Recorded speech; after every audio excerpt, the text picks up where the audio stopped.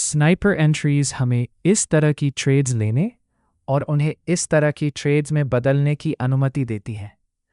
लेकिन आप ये एग्जैक्टली कैसे करते हैं?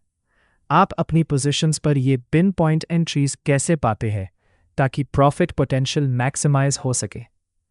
एक सिंपल सिंगल ट्रिक है जिसे आप अपनी एंट्रीज इंप्रूव करने के लिए यूज़ कर सकते हैं। ये स्नाइपर एंट्रीज पाने के लिए है ताकि आप अपने दोस्तों को इम्प्रेस कर सकें और ट्रेड्स में जितना पैसा बनाते हैं उसे भी मैक्सिमाइज कर सके। सप्लाई एंड डिमांड क्या है? इसका पहला स्टेप है सप्लाई और डिमांड का यूज़ करना। अगर आप कंसिस्टेंटली स्नाइपर एंट्रीज पाना चाहते हैं तो आपको सप्लाई और डिमांड जोन से एंटर करना होगा। सप्लाई और डिमांड को ऑर्डर ब्लॉक्स भी कहा जाता है। शायद आप इसे ऑर्डर ब्लॉक्स के नाम से जानते हो। ये बेसिकली एक लार्ज अप या डाउन मूव से पहले का कंसोलिडेशन एरिया होता है जहां से हम एंटर करना चाहते हैं। डिमांड जोन अप ट्रेंड में होता है। ये एक बाइंग मूवमेंट है और लार्ज इंपल्सिव अपवर्ड मूव से पहले का कंसोलिडेशन एरिया होता है। इस एग्जाम्पल में जो कैंडल हम डिमांड जोन के रूप में यूज़ करेंगे वो ये ग्रे कैंडल है। मैं इम्पल्स से पहले की लास्ट कैंडल यूज़ करना पसंद करता हूँ। कुछ लोग अप मूव के लिए लास्ट डाउन कैंडल यूज़ करने का सुझाव देते हैं। इस केस में दोनों सेम ही होंगी। डिमांड जोन के पीछे कॉन्सेप्ट ये है कि ये एक इंस्टीट्यूशनल बाइंग एरिया था, जैसा कि उसके बाद आई लार्ज इंपल्सिव मूव से इंडिकेट होता है। इस तरह की बड़ी मूवमेंट्स सिर्फ इंस्टीट्यूशनल बाइंग लेवल से ही हो सकती हैं।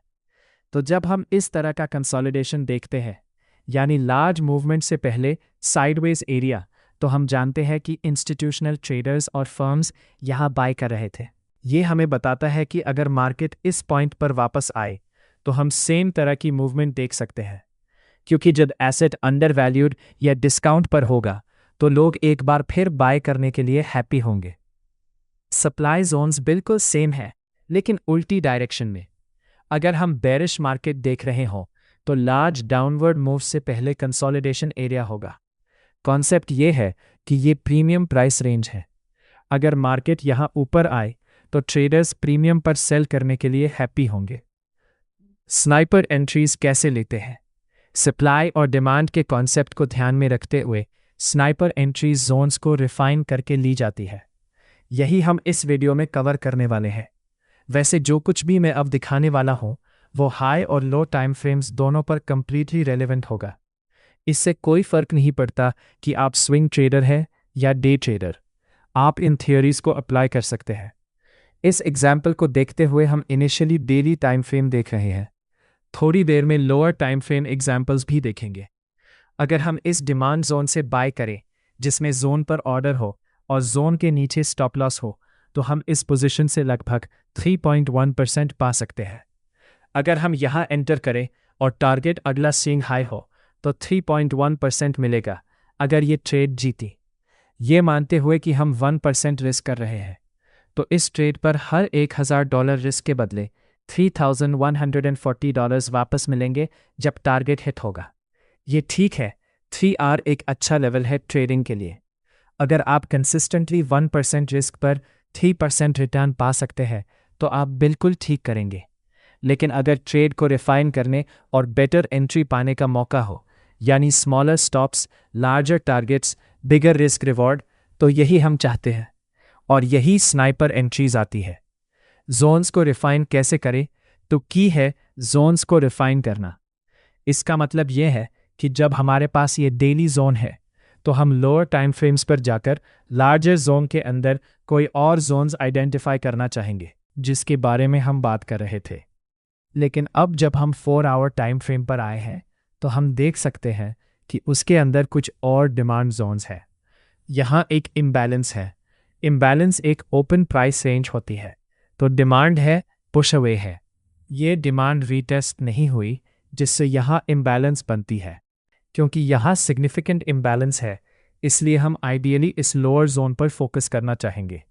हमें डेली जोन एक्यूरेट मिला तो अब 3.14% रिटर्न पर यहाँ एंटर करने के बजाय हम एक्चुअली इस 4 आवर जोन पर सभी तरह नीचे एंटर कर सकते हैं। हमारा स्टॉप लॉस अभी भी डिमांड जोन के नीचे जा सकता है। अब अगर हम डेली टाइम फ्रेम पर वापस जाएं तो देख सकते हैं कि इस 4 आवर जोन से एंटर करके स्विंग हाई टारगेट करने पर हमने इस ट्रेड की प्रॉफिट पोटेंशियल को इनिशियली 3.14% एट 1% रिस्क से बढ़ाकर 8.09% एट 1% रिस्क कर दिया। इसका मतलब है कि $1,000 रिस्क पर $2,000 बनाने के बजाय अब हम $9,000 बना सकते हैं। हमने इस पोजीशन की पोटेंशियल को सिंपली जोन रिफाइन करके डबल से ज़्यादा कर दिया। अगर हमने उस डेली लेवल पर उस डेली डिमांड से बाय किया होता तो हमारी स्नाइपर एंट्री नहीं होती, हमारी ट्रेड यहाँ होती। हम किसी विक में नहीं बाय कर रहे, मूवमेंट का कंप्लीट लो नहीं पकड़ रहे, बस एक कंजर्वेटिव सिंपल ट्रेड के लिए सॉलिड एंट्री मिल रही होती। जब हम एक्चुअली चीज़ें रिफाइन करते हैं तब हमें वो स्नाइपर एंट्रीज मिलती है जहां हम विक्स पर एंटर करना चाहते हैं। हम रिजेक्शन और रिवर्सल का वो फाइनल पॉइंट ढूंढते हैं इससे पहले कि ट्रेड हमारे फेवर में मूव करे। और जोन्स को इस तरह रिफाइन करना ही एग्जैक्टली वो तरीका है जिससे ये होता है। ये काफ़ी सिंपल है लेकिन बहुत इफ़ेक्टिव है। तो वो एक एग्जाम्पल था डेली से 4 आवर का। अब मैं एक बहुत इंपॉर्टेंट पॉइंट के बारे में बात करना चाहता हूँ और वो है टाइम फ्रेम रेलेवेंस। आप देख सकते हैं कि हम डेली से 4 आवर गए और वहाँ रुक गए। हम डेली से 4 आवर जा सकते थे और फिर 1 आवर टाइम फ्रेम पर भी जा सकते थे, ये देखने के लिए कि जोन को और रिफाइन करने का कोई मौका है या नहीं। तो अगर हम आवरली टाइम फ्रेम पर आए तो हम देख सकते हैं कि मार्केट को इस आवरली डिमांड की तरफ थोड़ा और रिफाइन किया जा सकता है। मेरे लिए ये अप मूव से पहले का लास्ट कंसोलिडेशन मूव होगा। मैं इसमें क्यों इंटरेस्टेड हूँ? क्योंकि ये सिग्निफिकेंट इम्पल्स किकअप होने से पहले की लास्ट कैंडल है। तो उस 4 आवर हाई पर बाय करने के बजाय मैं अब आवरली हाई से बाय करने में इंटरेस्टेड हूँगा। स्टॉप लॉस लो के नीचे रहेगा जैसा हमने किया था, और अगर टारगेट्स एग्जैक्ट सेम लेवल तक एक्सटेंड करे तो हम 12.4% पोटेंशियल रिटर्न से 15.48% पोटेंशियल रिटर्न तक पहुंच गए।